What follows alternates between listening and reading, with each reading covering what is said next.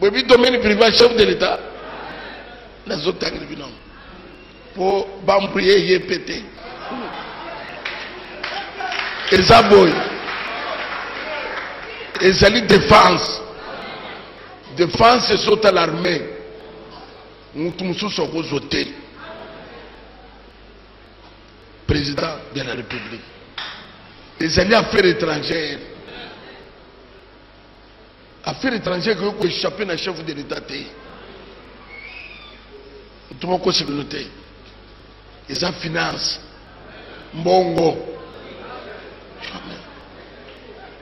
Les alliés affaires intérieures. Intérieur à sauter à la province. C'est-à-dire que le gouverneur, sous tutelle, il y a ministre, il y a intérieur. Il y a n'importe qui. Il y a domaine privé. Il y a le président Félix. Il y a Azol Bake, Awa, Nazocha Songolo, Nazocha Boui. Ce qui est Zolu Kamakam, on a battu Zolu Kamakam. Ça, c'est chercher problème là où il n'y en a pas. Ça, c'est chercher les problèmes là où il n'y en a pas. Non, il n'y a pas deux poids, deux mesures. Puisque nous attendons, on dit Makango, mais pourquoi on dit Makango?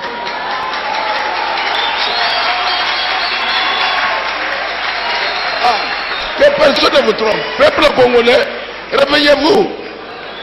Au moins, vous savez une chose. Tout le monde est Makambo, puisque si ça traîne, nous allons nous prendre en charge. Je vous dis la vérité. Beaucoup m'amène. Il faut qu'on avance, il faut qu'on progresse. Donc, ton coup, il me dit que classe politique à tout moment, et ça va jouer le rôle, il y a qu'on faire souffrir le peuple, qu'on faire traîner des choses, comme si il y a Bango, comme si il y a une classe de gens, un groupe des individus, quelque part, nous devons décider sur le Congo, comme si nous devons décider.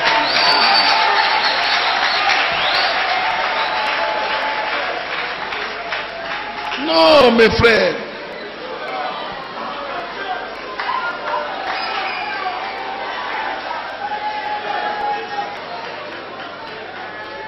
Est-ce que Togo va mener à bien?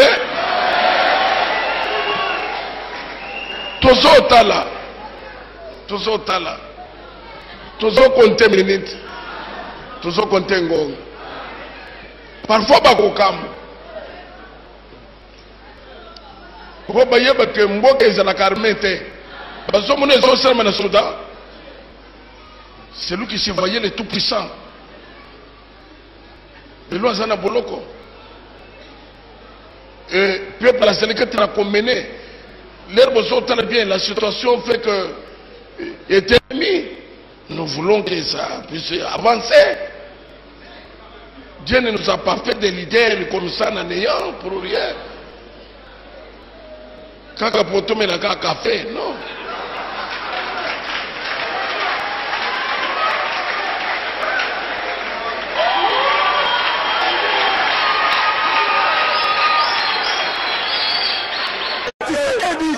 A gagné l'élection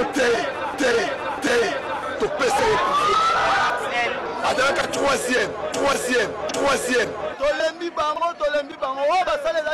kopesa bino mbote lisusu bana asome ekolo Congo bisika bozali kolanda biso lelo tika ete kimia na nkolo sikolo za kata na bino na mabota na bino bisika bozali kolanda biso bande ko na États-Unis d'Amérique bande ko na mboka Canada bande ko na Europe Afrique du Sud mboka Congo awa pe na niveau ya Asie Japon niveau ya Chine niveau ya Corée du Sud na mboka Nouvelle-Zélande awa pe na mboka Australie tika ete kimia na nkolo za kata na bino. Merci une fois de plus pour un sacrifice au bossala kapona pour la vidéo na biso ba vidéo ezali relative na bitumba ya révolution bitumba ya soulèvement populaire bitumba oyo ekotina biso na bosome na mboka Congo na kati ya mouvement na biso le DAP lobby libération d'abord démocratie après, c'est-à-dire il faut que peuple se prendre en charge pour te libérer mboka na biso na mboka ya banguna pour ete lobby sima lobby toujours sa démocratie ya solo ndenge ezali ko salema bisika biso na kati ya mokili kasi nous tolobaka na mouvement biso le DAP lobby ete bitumba ya libération ezali na point de départ à liboso d'abord za bitumba moko na dimension d'abord spirituelle on ne peut pas se libérer si spirituellement, on ne peut pas se libérer physiquement si spirituellement on reste encore esclave. Voilà pourquoi on colle sur Christ Ayaki pour nous libérer de l'esclavagisme satanique. C'est ça le premier problème. Yangwana basali Nzambe bazali na responsabilité munene pour na o etali bitumba o ya libération. Kola sabatu ete kondimate kozala esclave ya muninga moto ezali lisumu. Voilà pourquoi la libération, n'est-ce pas, est automatique dans les pays arabes. Parce que les bango depuis bomona na kati ya Coran que okokuma makaka zamena yo, tu ne peux pas être esclave ya muninga moto. Tango moto bani kozwa ba mesure oyo tinamite aya ko dominer yo, il faut se révolter contre ye. Voilà pourquoi école na makila na bango et ce qui fait que bitumba ya dictature mingi na bamboka arabe ezalaka mingité parce que le peuple se révolte automatiquement partant de ces principes là. Mais pas na beso bamboka chrétien. Oh, ezali bo santu, le tout pouvoir vient de Dieu. Oh, contactez-vous ya makama Nzambe. Oh, tout monde de koleka. Toutes ces belles théories bibliques là, et comme ils ont exploité dans munguna pour te ala les abisso pongi ya bébé, tout beau sanambo canabiso. Ce qui tu as une vidéo oyo, tu peux réagir par rapport na o tu ko tiela bino wana ya ndeko mukuna. Par rapport à la vidéo wana et to lali pongi te peut quand même to réagir parce que mukuna azali moto ya pas mal kati ya mboka Kongo te azali moto oyo azali leader d'opinion azali na église pe azali capable ya ko influencer masse na o tel point de vue na ye. Yango to ko réagir par rapport à la vidéo wana. Ndeko mukuna ndenge na otikoloba boyeba ke ba responsabilité au bozali na yango basali ya Nzambe ezali munene mingi. Ce qui mboka e bible lelo c'est parce que vous avez une part de responsabilité na bo bebi ya mentalité ya bato. Au lieu de prendre n'est-ce pas l'évangile proportionnel na bitumba ya mboka ndenge mboka ezali lelo, vous vous concentrez tout sur o etali makambo etali poche na bino babuna bino. C'est-à-dire l'évangile ya ko semer, ko dim, offrande dim offrande. Mais sans que Borobo se rende compte que la population azali na posa d'abord, il y a évangile, il y a repentance. Ko bangi sabatu Nzambe na mitema. Pas mateta o mutu andimi Yesu Christo. A bangi Nzambe, a kopé ça même plus que dim. Même plus qu'offrande, a kopé ça yo parce qu'il y a rendre réellement que o nazali kozwa, ezali lipamboli ya Nzambe. Alors pourquoi pas nazongi sela yepe, pona ko tombola, mosala na ye. Apprenez les gens à craindre Dieu. Enseignez la repentance au yokotinda moto permet dans Nzambe que de concentrer votre message sur le problème de dîmes. Pourquoi nous allons kokota na lokwana? Parce que au muko na uti ko sala, ezali lokola moto na kati ya église. N'est-ce pas au vandi, au moni mosali mundimi aeli yo 10% ya dîmes mbongo ebele que pasteur na kendaki na sali musala 10% yango dîmes apesi yo pe na bolingi mbongo na posa ya mbongo zali na ngo pona terrain mususu secondaire ozui opamboliye ozui mbongo wana. Mais sans qu'on se rende compte, sans qu'on tourne mondimi que mbongo oyo ozui e uti wapi. Yo zala kana musala te. Mikolo to vada kana na église awa. Famille na mona ka mikolo nyonso. Mbongo ya mingi oyo ozui yango wapi. Donc question na yakate, d'abord il faut que ozwa dim ko bénir yango. Mais qu'est-ce qui arrivera un jour? Lobi sima lobi suki omoni mondimi, ba police baza kolanda ye et que ba lobi non ayibaki mbongo. Mundimi pe ameba police à quatre église que mbongo na yibaki pasteur pas qui 10%. Je crois au kopesa soni na église na yo, au kopesa soni na yo moko peut voir même pe au kobenga na ndeko na quatre église. Exemple na zio na ezali exemple au sali lelo. Pourquoi on dimi dim aussi longtemps que yebi que mundimi na yo azalaka muyibi? Pourquoi on dimi dim aussi longtemps que yebi que mundimi na sala kate? Pourquoi tuni question tikazu yango wapi? Pasteur Mukuna, ndeko Mukuna. Est-ce que Oyebite que Tilombo n'a pas gagné les élections? Awa pe bolali ba intervention ba tapé perdre awa ba kita sala makina buto komi ko panzana. Est-ce que Oyebite que Tilombo azali fruit à deal? Ce qui yoboy yango mais yemoko andimi yango. Ki azali fruit à deal et que azali ko sala azali deal entre FCC na cash. Deal wana yo zala ba contenir na yango? Est-ce que yota molingo kote la Tilombo? Est-ce que bayebiso que Tilombo azali na posate de batba kote la ye? Tango bilo bozali ko buna, IDPS bandeko na ngai. Bato ya mboka, ok non ça ne va pas, fasi face à la boy. Mais yeboka azali ko yemba ko kumisa bolani na Tanzanie, ndeni azali ko kumisa maître na ye Hippolyte Kanambe. Yeboka azali na esengo ya ba résultat ya deal, ya ba accord ya deal, yeboka azali ko se plaindre. Il ne s'inquiète pas. Il est d'accord avec ça. Mais bino bolingi bo kote la ye. Alors entre bino na ye, nani azali ko seka muninga? Pambate ba kote la kamoto oyo abengi yo au secours pour un problème ou yeko secourir. Est-ce que Tilombo azali na passe par rapport à deal nae? Pour lui, il a atteint sa mission. Quelle est sa mission? Bamona Komo Naye, un président de la République, il a été président de la République de la RDC de telle année jusqu'à telle année. Il y a Tambolaki, Alotama Mituka, Alotama Pepo, Bayambakaye, Batielaka tapis rouge. C'est ça son objectif, l'honneur, président protocolaire. Le reste des problèmes est aliété. Pourvu que Babenga est président, pourvu que Bande Konaye ou bien Ekolo Naye, que Bisso peut tourner Bisso. Biso peut te gagner, Biso peut te jouer, te zui. C'est ça l'objectif. Mais ce n'est pas pour l'intérêt de la population congolaise, n'est-il pas comme président. Sinon, tu as dit Wanate. Alors, tous les gens eloko wana. Tant que yolobi que 4 ministères clés oyo président normal, président responsable à Kolingate à Kabela Moninga. Ministère des Affaires étrangères, ministère des Affaires intérieures, ministère de la Défense, ministère de la Finance. Yolobi ndengo lobi yangoana. Mais il faut qu'on ait d'abord que tout le monde a commis un endénénin. Est-ce qu'il a dit le Bassignaki? Il a reconnu qu'il va donner ça ou bien il a la moto à ça qui est. Parce que Balobi, la main qui donne, c'est la main qui dirige. La main qui a donné le pouvoir à Tilombo. Est-ce que cette main-là, à côté qu'elle est libre? Voilà pourquoi le Oyo, Bisso, malgré tout ça, Bonila, Mboka, Peko Lukake, Kanambe, le Rwandais, Azonga, Nabandeko, Nayeto, Benga, Nabango. To répondre na place ya Kanambe. Avant que Oya kokote la Tilombo, tunaye nano. Tunaye nano. Tilombo aye bisayo azwaki pouvoir nini asinyaki na Kanambe. Kanambe alinga ye bisayo kenda nano avant Oya kobuna bitumba oyo babengi yote tuna nano mutu oza kokote la. Tilombo azali fier na deal na ye. Tilombo n'a pas un souci à peuple congolais.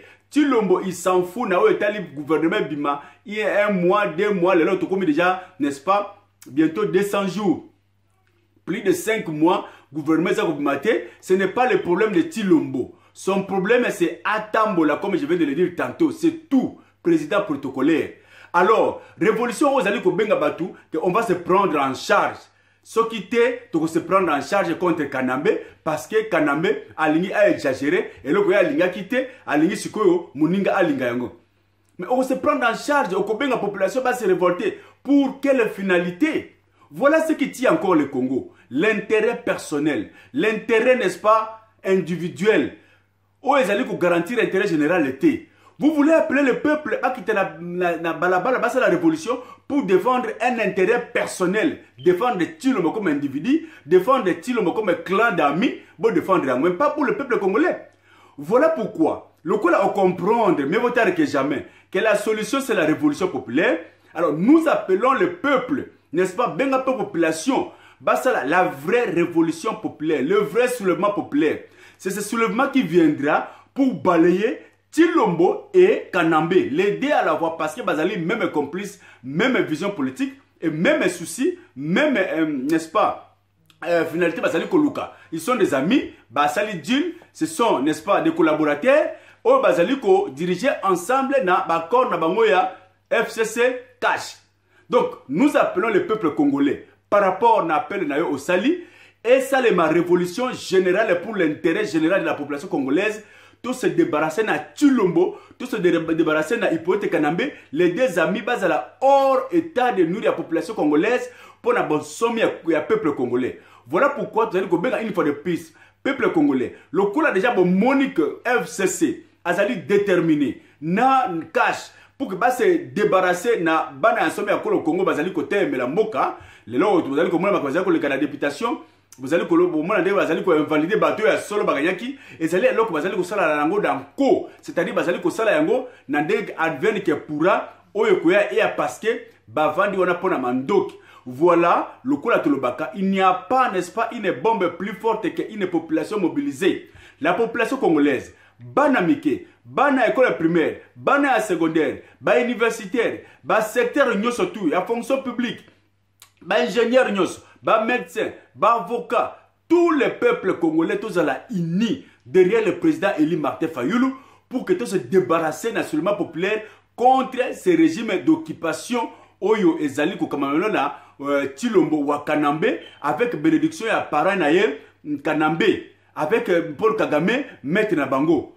bolandi makamunde zali kolanda ba réseaux sociaux mwasi ya Tshilombo ndinga zali kokenda kozongela n'est-ce pas famille na Rwanda komona na mwasi ya Kagame avec des engagements bidons bozali kolanda moko Kanambe Tshilombo ndinga zali kobokela ba éloge na Tanzanie na maître na Kanambe bozali komona ke mboka ezali na avenir. Il n'y a pas un avenir demain pour le peuple congolais si vous comptez sur Tshilombo. Tshilombo ne fera rien. Bien au contraire, il y a encore désamorcer bombe au Yasulba populaire parce que moi ya mboka. Bibotu mabanga oyo il y a comme la Kanambe yé aye ko kota na katikati pour n'est-ce pas ko umisa bitumba. Voilà que nous devons n'est-ce pas nous débarrasser de lui, nous devons la main dans la main, tout se prendre en charge pour na ko bengana Tshilombo wa Kanambe. Et tant la solution au problème congolais, c'est Martin Fayoulou, celui qui a été élu et celui qui, n'est-ce pas, incarne aujourd'hui la popularité de la révolution des soulèvements populaires.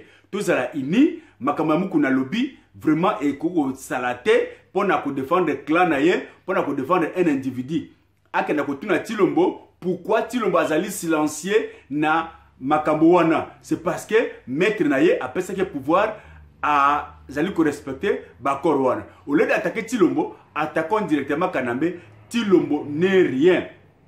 C'est Kanambe qui dirige le pays, puis Asali Nanko. Par rapport à lobby, pourquoi n'est-ce pas silence à Tshilombo na o Zali ko Salema? Pourquoi ba coup constitutionnel a ko invalider Baknuso na Bonko? Aussi notre pays qui va tourner ba gagner ba élection. Ezali moko ya conséquence ya arrivé ya Paul Kagame. Toloba yango Hitler d'Afrique Paul Kagame aye Kinshasa à Tamboli à Zongi sans qu'il y ait n'est-ce pas un mouvement de soulèvement, sans qu'il y ait un mouvement de protestation. Et c'était un signe pour que le peuple est amorphe, que Thérèse a déjà conquis. Maintenant beaucoup passer à la deuxième phase. Première phase là qui botte le pouvoir na Martin Fayoulou ko pesa na Tshilombo, peuple a salé le côté.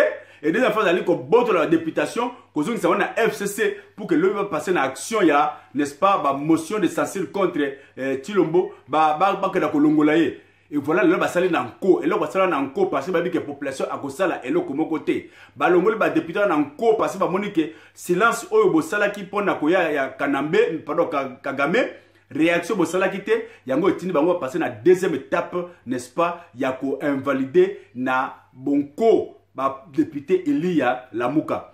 Voilà, c'est un message. Voilà encore, c'est une bonne occasion pour que tu profites de l'occasion pour se soulever, pour bengana bango. Le président Martin Fayoulou a dit que le 30 juin, sur toute l'étendue de la République, n'est-ce pas, démocratique du Congo, marche Salema, marche de soulèvement populaire pour se débarrasser de Banguna.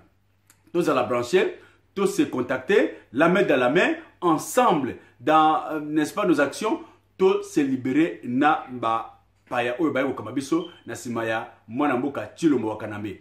Baba zali ko se souscrire, baba zali ko kamabiso, bolembate, c'est ça votre contribution et nous sommes ensemble pour la même cause. Que Dieu vous bénisse de partout où vous nous suivez. Ingeta, Ingeta, Ingeta.